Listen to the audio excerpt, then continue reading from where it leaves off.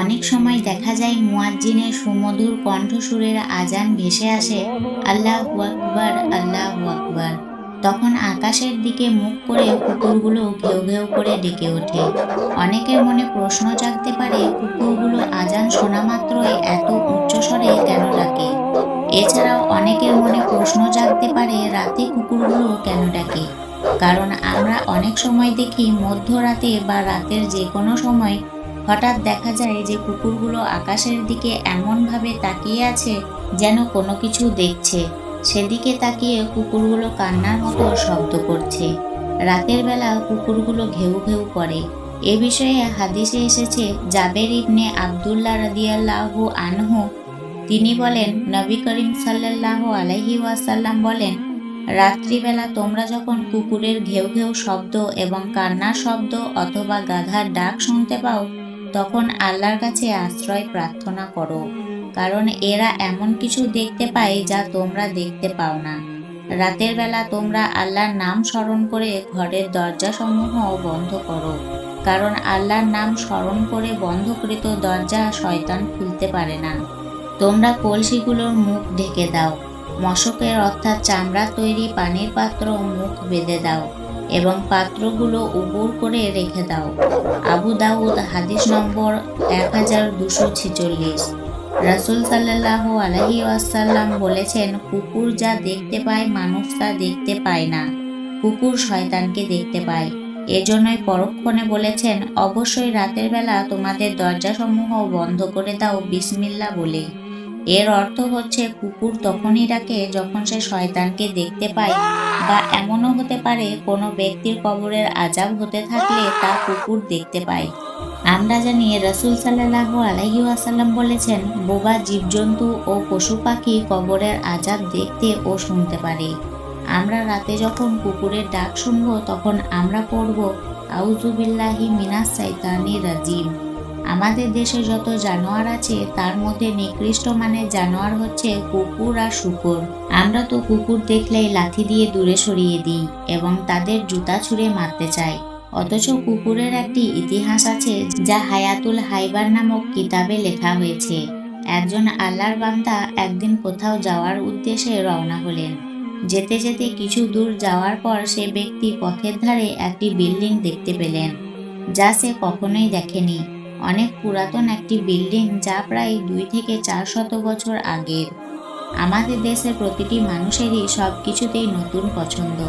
আমরা সবাই জুতা বা কাপড় কিনতে গেলেও আমরা আগে জিজ্ঞাসা করি নতুন কি এসেছে, কিন্তু স্মৃতির অ্যালবামে কেউ নতুন কিছু রাখে না, মানুষ পুরাতনটাই রাখে। তো সেই ব্যক্তিটি পুরাতন বিল্ডিংটাকে ঘুরে ঘুরে দেখতে লাগলো। হঠাৎ তার চোখে পড়লো একটি শিলালিপির দিকে, যেখানে খোদাই করে লেখা আছে, এই বিল্ডিং তৈরির ইতিহাস জানতে হলে অমুক গ্রামে যেতে। এটি দেখে সেই ব্যক্তির মনে ইতিহাস জানার প্রবল আগ্রহ জাগ্রত হলো। সে উক্ত গ্রামের খোঁজে যেতে যেতে 2 থেকে 3 কিলোমিটার চলে গেল। তারপর একটি গ্রামের কাছে গিয়ে একজন ব্যক্তিকে গ্রামের নাম জিজ্ঞাসা করলো এবং শিলালিপিতে লেখা গ্রামের সাথে মিলে গেল। তারপর আল্লাহ সেই বান্দা লোকটি থেকে পুরাতন সেই বিল্ডিং এর ইতিহাস জানতে চাইল। লোকটি বললেন, জন্মের পর থেকে সবাই এভাবে বিল্ডিংটি দেখেছেন, এর ইতিহাস সম্পর্কে কারোরই জানা নেই। এমনকি আরও কিছু সংখ্যক মানুষকে জিজ্ঞাসা করা হলো এবং তারাও একই কথা বললেন। তারপর সেই ব্যক্তি মন খারাপ করে চলে আসছিল এবং ভাবছিল, খোদাই করে কি তাহলে মিথ্যা কথা লেখা আছে? ভাবতে ভাবতে যখন গ্রামের শেষ প্রান্তে চলে আসলো, তখন তিনি একজন বৃদ্ধাকে দেখতে পেলেন। বয়সের ভারে বৃদ্ধার মাথা 3টে হয়ে গেছে, অর্থাৎ বয়সের ভারে ঝুঁকে বসে থাকলে হাঁটুসহ 3টা মাথা মনে হয়। এখনকার যুগে সেই সকল বৃদ্ধা খুব একটা দেখা যায় না, কারণ মানুষ 35 থেকে 60 বছরের মধ্যেই ডিজিটাল যুগে ডিজিটাল প্রযুক্তির মাধ্যমে বেশি মারা যায়। যেমন স্বামী স্ত্রী থেকে পানি চাইলেন, স্ত্রী পানি নিয়ে আস্তে আস্তে শোনা যায় বাইক অ্যাক্সিডেন্টে স্বামী আর দুনিয়াতেই নেই। আর আগের যুগের বৃদ্ধা মানুষ অসুস্থ 7 থেকে 8 দিন পর্যন্ত বিছানায় থাকে, মারা যাবে যাবে বলতে বলতেও প্রায় 2 থেকে 3 ঘন্টা বেঁচে থাকে। যাই হোক, সবই আল্লাহর হুকুম। তখন কেউ পানি দিত, কেউ দুধ দিত, কেউ ক্ষমা চাওয়ার সুযোগ পেত। এছাড়া ক্ষমা চাওয়াটা একটি ভালো পদ্ধতি। কিন্তু হঠাৎ মৃত্যু ভালো না। রাসূল সাল্লাল্লাহু আলাইহি ওয়াসাল্লাম হঠাৎ মৃত্যু থেকে আল্লাহর কাছে পানা চেয়েছেন। তো যাই হোক, আল্লাহ সেই বান্দা বৃদ্ধার কাছে গেল এবং জিজ্ঞাসা করলো, এই গ্রামের নাম কি এটা? উত্তরে বৃদ্ধা বলল, হ্যাঁ, কিন্তু তুমি কোথায় থাকো? উত্তরে ব্যক্তিটি বললেন, আমার বাড়ি অনেক দূর। আমি অমুক রাস্তার সেই মাথায় একটি বিল্ডিং দেখতে পারলাম। সেখানে লেখা ছিল বিল্ডিংয়ের ইতিহাস জানতে হলে এই গ্রামে আসতে, কিন্তু প্রায় 40 জনকে জিজ্ঞাসা করলাম, কেউ জানে না। বৃদ্ধা লোক মুচকি হাসি দিয়ে বললেন, তুমি কাদের জিজ্ঞাসা করেছো? উত্তরে ব্যক্তিটি বললেন, যুবকদের। বৃদ্ধা বললেন, তারা কিভাবে বলবে? আমার বয়স 200 বছর পার হয়ে গেছে। আমি তো নিজেই বিল্ডিং তৈরি হতে দেখিনি, শুনেছি আমার দাদার কাছে।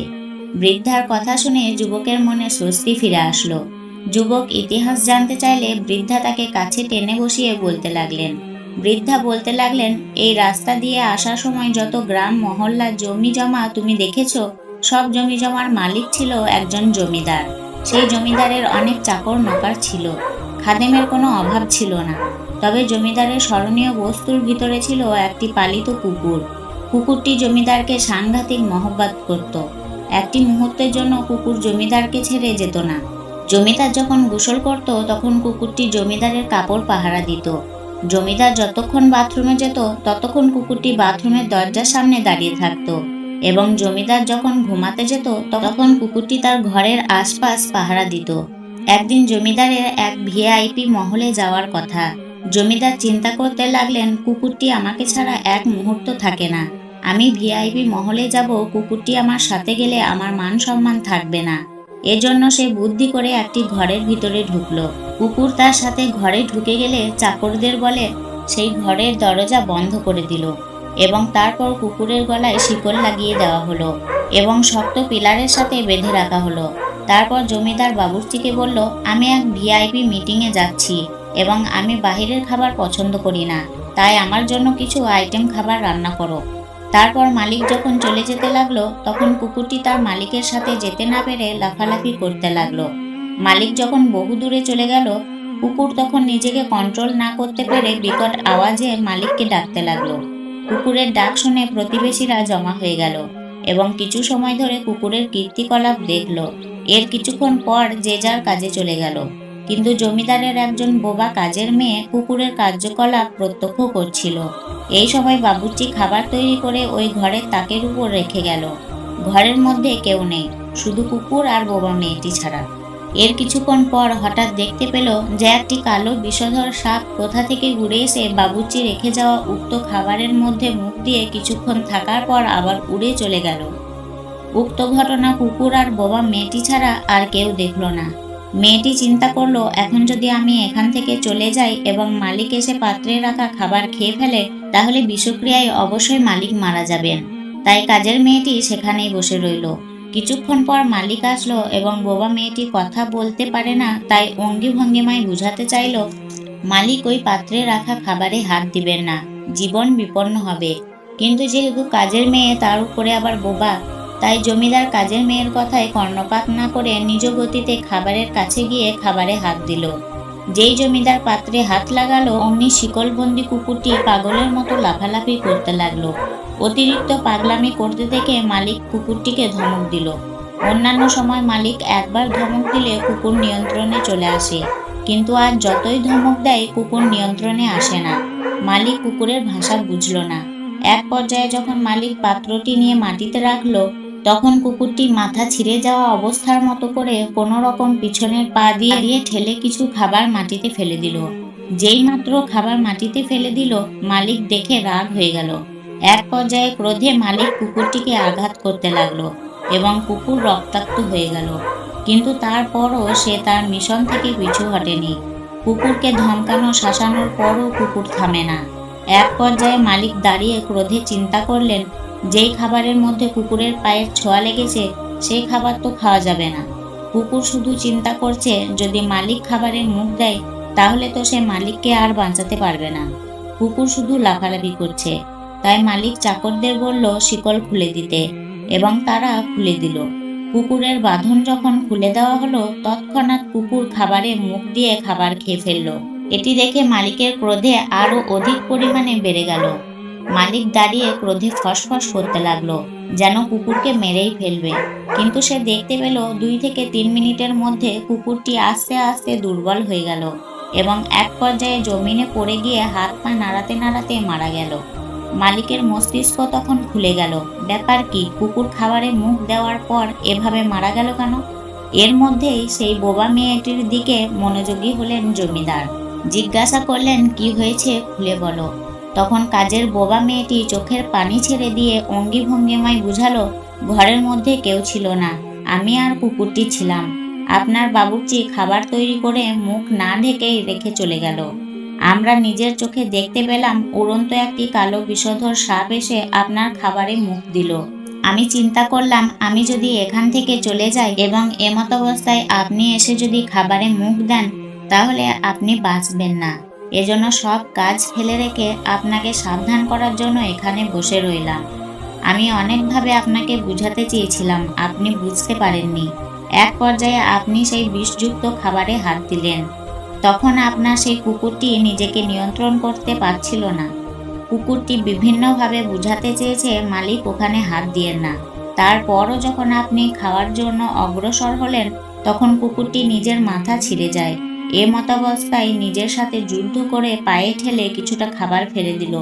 তারপরও কুকুরটি চিন্তা করলো এখনো পাত্রের মধ্যে খাবার আছে, আপনি যদি তা খেয়ে ফেলেন তাহলে মালিককে বাঁচানো যাবে না। কুকুরটি আপনাকে অনেক বুঝাতে চেয়েছিল কিন্তু আপনি বুঝলেন না, তাই কুকুরটি নিজের জীবন দিয়ে বুঝিয়ে দিল, কিন্তু আপনার কোনো ক্ষতি সে হতে দিল না।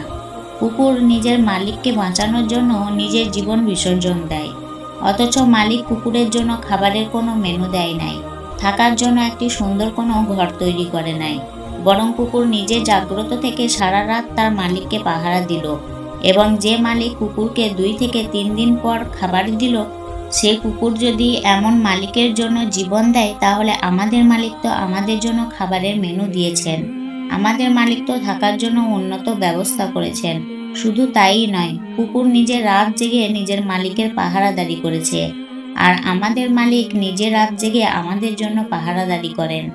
আমাদের মালিক বলেন, লা তাখুযুহু সিনাতু ওয়ালা নাউম, ও আমার বান্দা বান্দি, তোমরা রাতের বেলায় ঘুমিয়ে যাও, আমি কিন্তু একটা মুহূর্তের জন্য ঘুমাই না।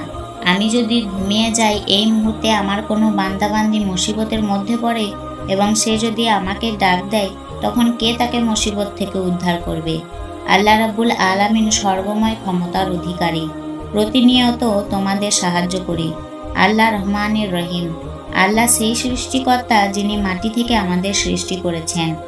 আল্লাহ বলেন, আমি সেই সৃষ্টিকর্তা, আমি সেখান থেকে তোমাদের সৃষ্টি করেছি যেখানে তোমাদের কোনো অস্তিত্ব ছিল না। আমি আমার চোখের ভিতরে কখনো তন্দ্রাভাবও আসতে দিই না। যে রাব্বুল আলামিন আমাদের সহযোগিতার জন্য সারা রাত জেগে রইলেন, এমনই রহমানের রহিম রব থেকে আমরা দূরে সরে গেলাম। শেষ পর্যন্ত যখন বোবা মেয়েটি থেকে জমিদার সব কথা জানলেন, জমিদার তখন চোখের পানি ছেড়ে অনেক সময় ধরে ক্রন্দন করলেন। জমিদার এরপর ঘোষণা দিল, যে কুকুর তার জীবন বিসর্জন দিয়ে আমার জীবন রক্ষার চেষ্টা করলো, এই কুকুরের লাশ যেখানে সেখানে ফেলে দেওয়া যায় না। যত কোটি টাকা লাগে তার স্মৃতিচারণের জন্য রাস্তার ধারে একটি বিল্ডিং বানিয়ে দাও। এই বিল্ডিংয়ের ভিতরে কুকুরকে দাফন করা হবে, যাতে করে শত শত বছর পর্যন্ত প্রভুভক্ত কুকুরের স্মৃতি দুনিয়ায় টিকে থাকে। প্রিয় দর্শক, কুকুরের মালিক তো কুকুরের জন্য বিল্ডিং বানিয়েছেন, আমাদের মালিককে বাঁচানোর জন্য আমাদের জীবন দিতে হবে না। মালিকের দিন দুনিয়াতে টিকে রাখার জন্য প্রয়োজন হলে জীবন দিতে হবে, কিন্তু আমরা তো উদাসীন রয়ে গিয়েছি।